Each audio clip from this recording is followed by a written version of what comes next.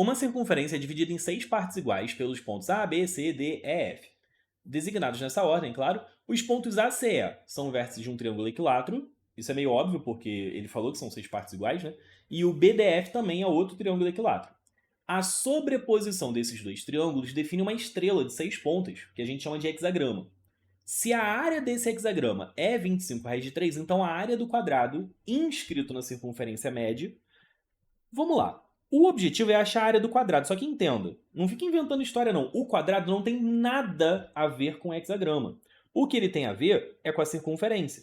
A gente sabe que se o quadrado está inscrito na circunferência, o raio da circunferência seria o quê? Seria metade da diagonal do quadrado. Ou ainda, o lado do quadrado seria r vezes raiz de 2. O que ele pede na questão não é a área do quadrado? A área do quadrado vai ser o quadrado aqui, vai ficar 2r ao quadrado. Se a gente achar o raio da circunferência, a questão acaba. Então vamos fazer um desenho decente aqui, para a gente não se perder, beleza? Porque é importante a gente ter o desenho para ter referência. Maneiro? Vou marcar aqui os 6 pontos do hexágono, se eu conseguir. Né? Vamos ver se eu consigo marcar decentemente aqui. Né? Seria mais ou menos por aqui assim, mais ou menos por aqui assim. Tipo isso, né? E aí pra cá vai ficar por aqui. E esse aqui vai ficar por aqui. Bom, vamos lá. Primeiro triângulo. Eu nem marquei os pontos, eles não vão ser exatamente relevantes aqui não, tá? Mas, tipo, um deles é o ABC, ou desculpa, o ACE e o outro é o BDF. Tá bem? Até que ficou um desenho bem bom, na verdade. Porque a ideia realmente é que o hexágono de dentro ele é regular, né? Essas pontas elas formam um hexágono regular, o hexágono de dentro é regular também. E esses triangulinhos aqui, cara, todos eles são equiláteros. Por quê? Porque são semelhantes aos irmãos grandões deles. Show de bola? O que a gente pode dizer então? Eu quero achar o raio. E o que ele me dá para achar o raio é a área dessa figura. Tá bom, então vamos tentar calcular a área, tipo, montar uma fórmula para essa área que seja em função do raio. Esse é o nosso objetivo. Por isso que eu vou traçar o raio para cá e para cá. Não é o único caminho não, tá? Mas eu gosto desse caminho. E aí a gente tem algumas formas de pensar.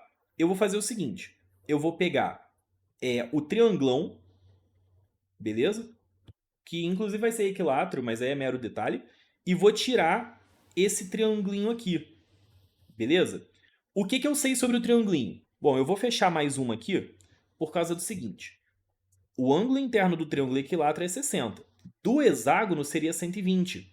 Só que pela simetria, esse 60 ele separa em duas partes iguais aqui. 120 menos 60 dá 60. 60 sobre 2 vai dar 30. Ah, então esse ângulo aqui ó, é 30. Por analogia, o outro lado é 30 também.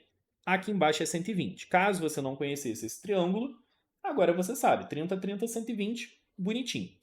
Então, a área associada a esse trocinho aqui, né?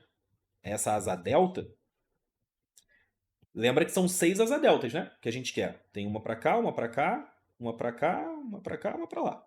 Tá? São 6 asa deltas ao todo. Então a gente vai ter, para eu não esquecer, tá? 6 vezes. O que a gente vai fazer 6 vezes? Esse ângulo central é um ângulo de 60 graus. E aí tu tem R para a esquerda, R para a direita. Eu não sei ainda esse tamanho, mas eu sei que eles são iguais, né? Vou chamar com outra cor aqui, vou chamar de x e x. O que é interessante é que esse triângulo é equilátero. Então aqui vai ser x também, aqui vai ser x também. E aqui, por consequência né, da composição da figura toda, ela é bem simétrica, vai ser x também. Então, num primeiro momento, a gente vai ter... até pode usar a fórmula do triângulo equilátero direto. Se você não perceber que é equilátero, tu vai ter ali um r ao quadrado seno de 60 sobre 2. Tá? Mas é equilátero, então fica r ao quadrado raiz de 3 sobre 4 menos x ao quadrado vezes o seno de 120 sobre 2.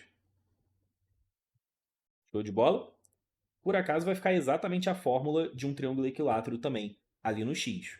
Porque se você quebra aqui no meio, ó, é como se eu tivesse duas metades de um triângulo equilátero, só que duas metades de um triângulo equilátero dá um completo. Fica a dica.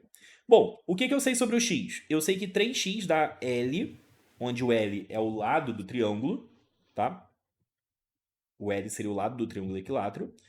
E o que eu sei em relação ao R e ao L? Porque o L eu não quero usar para nada. Esse L aqui do triângulo equilátero eu não quero usar para nada. Vou chamar de Lzão, inclusive. Para não confundir com o que eu já chamei de L lá do quadrado. Tem nada a ver, tá bem?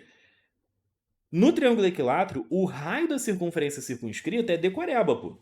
É 2/3 da altura. Se é 2/3 da altura, a gente até usou isso numa outra questão dessa prova. Fica L raiz de 3 sobre 2 aqui, o sobre 2 corta. Só que a gente vai substituir por 3x, na verdade, né? Então vai ficar 3x raiz de 3 sobre 3. Então, a gente quer isolar o x fica R. O x fica R sobre raiz de 3. E por que eu deixei assim? Por que eu não racionalizei? Porque eu vou levar ao quadrado, né? Então a gente vai ter que o A... dá pra cortar o 6 aqui, né? Fica 3, aqui fica 2, aqui fica nada.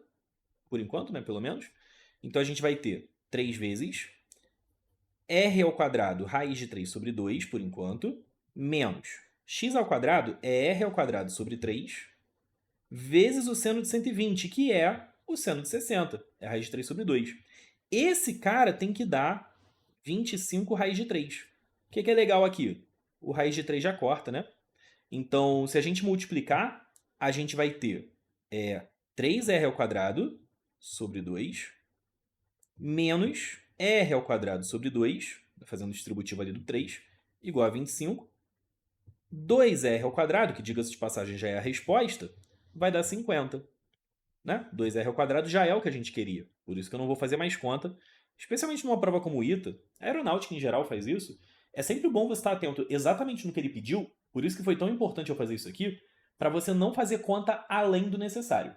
Essa, ela, apesar de ser uma questão de geometria, eu não sou um grande fã, né? Eu não morro de amores por geometria, mas de geometria plana especificamente, mas ela não é uma questão difícil, entenda. Ela demanda, você tem que fazer um desenho, você tem que entender o desenho, você tem que interpretar bem a questão. Ela demanda, mas para uma questão de geometria plana, ela não é exatamente uma questão difícil, tá? Então, é uma questão pra gente ganhar na prova também. Até agora, 5 de 5 para se ganhar. Vamos seguir, vamos ver até onde a gente chega nessa prova.